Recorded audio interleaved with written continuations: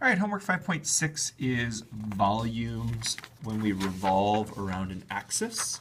So the basic idea here is that if we have some region and we decide to revolve this region around the x-axis, it ends up making these circles.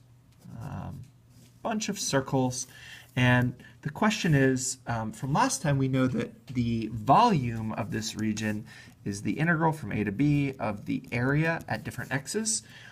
Well, the area is always going to be a circle. We just need to find what the area is at each x. So the area is pi r squared, and then the only question that remains is what the r is. So for a circle, the radius is just going to be whatever this height is. So we're going to get circles with area equals pi times whatever the function is squared, because that will be the area of each one of these circles. And so we end up with like this integral from a to b of pi times the function squared. Okay, cool. There's another type though, which is, what if there is some blank space in between? What if we have a region that looks like this, and we now want to revolve this around the x-axis? So this is where we're revolving it around. So at any x, we want to be able to find the area. And what that looks like is when this gets revolved around, there will be a part right here. From this is the part that when we revolve it around will make kind of a filled-in circle. And then there'll be this blank part that when we revolve it around will be a blank circle. And this, how we find the area of this comes from geometry. There's this filled-in circle and a blank circle. And the way we find this area is we think of it as two circles. The first one has a big radius. The second one, we usually say, has like a little radius. And the area of this part is the area of the big circle, pi r squared, minus the little circle, pi times little r squared. So this is our idea that we have this area at each spot, and so it'll be the integral from a to b of whatever this is. So let's look at how this works in a couple different problems. Let's do number one, because I think it's a pretty fine example. It asks us to find the area of r. And we're not going to do that. That was something we've done in many homeworks before. Well, this one's fun. The area of r is kind of weird. It's the top one minus the bottom one. Well, the bottom is always the x-axis, but what's on top changes. At first, it's this function, y equals tangent of x. But then later, the top function is this function, 2 minus x cubed. And so the area, we actually have to split into two different parts. It's the integral from 0 to, we need to find this intersection, of tangent of x plus, I guess we need to put a dx at the end, plus the integral from whatever that intersection is to whatever this point is of 2 minus x cubed. So let's do this on a calculator. We need to graph tangent of x. Oops, let's graph that in y1. Tangent of x. And we're also going to graph 2 minus x cubed. Let's make sure our window looks pretty good. It does not. Let's make our window, let's see, so this guy is coming here, this guy's coming here. We're going a little bit too far. Let's make our window just go from, to x goes to 1.5, and our y, I think that should be okay. No, let's make it go a little bit higher. Make our y go to 3. Try to make it look kind of like this. So here we go. We've got this guy coming here. We've got this guy coming here. So the first thing we're going to do is we're looking for r, which is this guy right here. So we're going to find the intersection.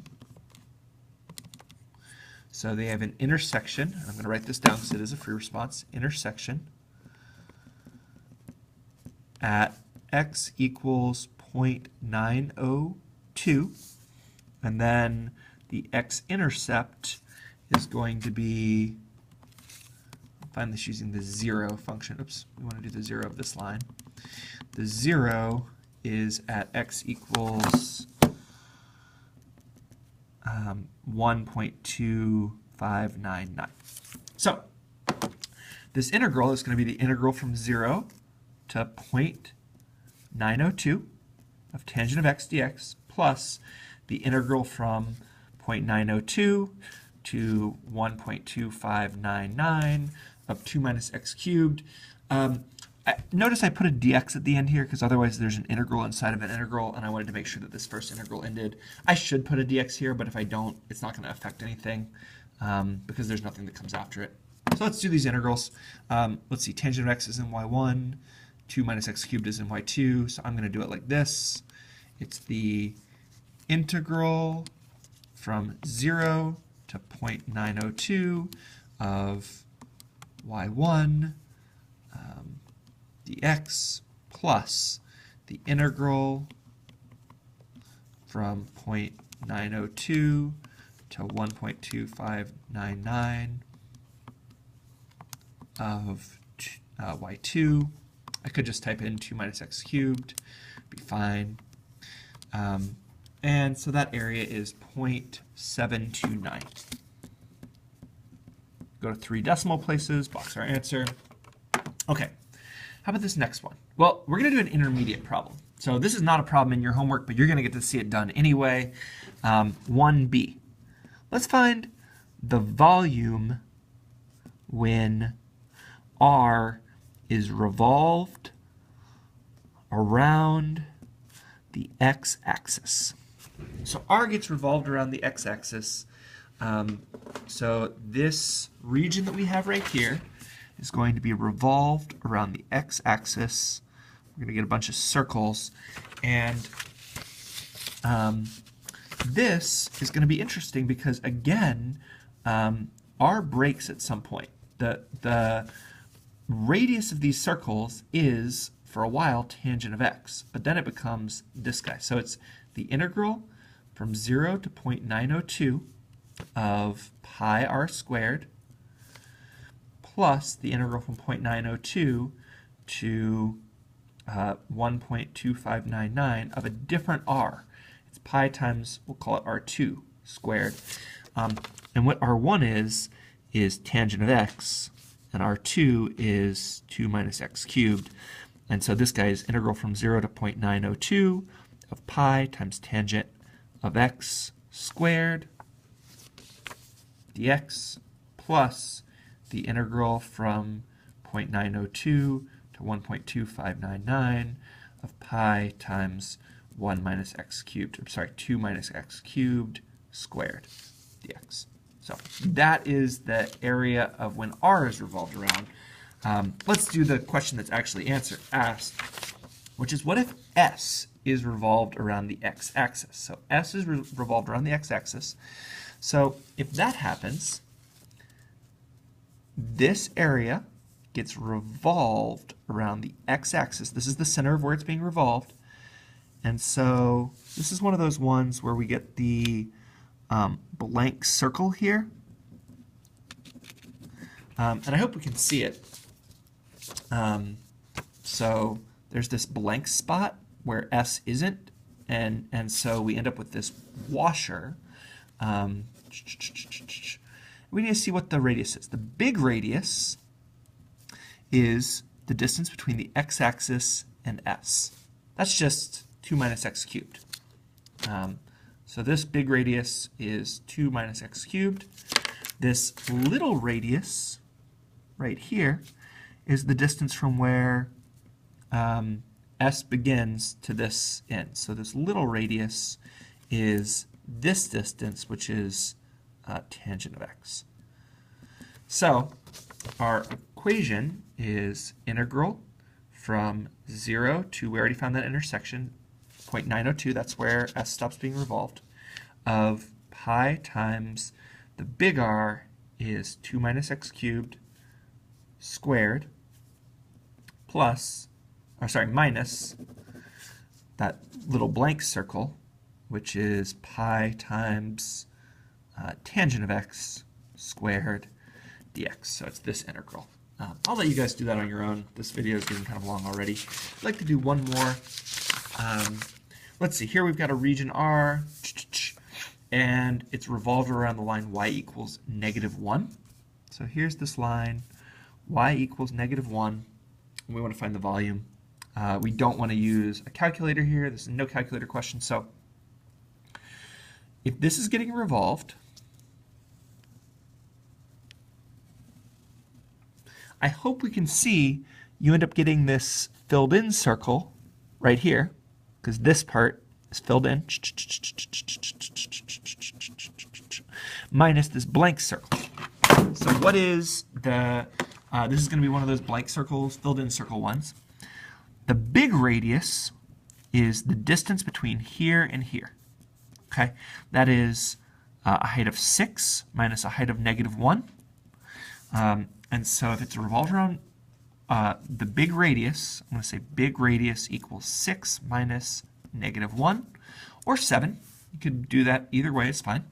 The little radius is the distance between, I'll do this in red, here and here. So what is this distance? Little radius is, this height is 2 times the square root of x minus -1. And if you wanted to, you could write that as 2 square root of x plus 1. Either way is fine. So let's look at how that works. It's the integral from 0 to 9. That's where the x ends, of pi times big R squared minus pi times little r squared dx. And so that is integral from 0 to 9 of pi times big R was 7.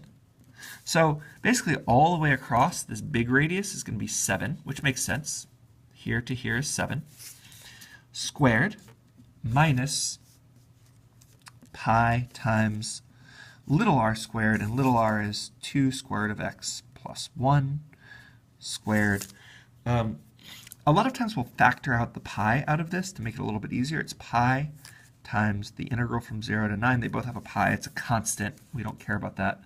Of 49 minus, all right, when we square a binomial, we square the first one. 2 square root of x times 2 square root of x is 4x. Multiply these two together and double it, plus 4 square root of x plus 1. And this whole thing is being subtracted.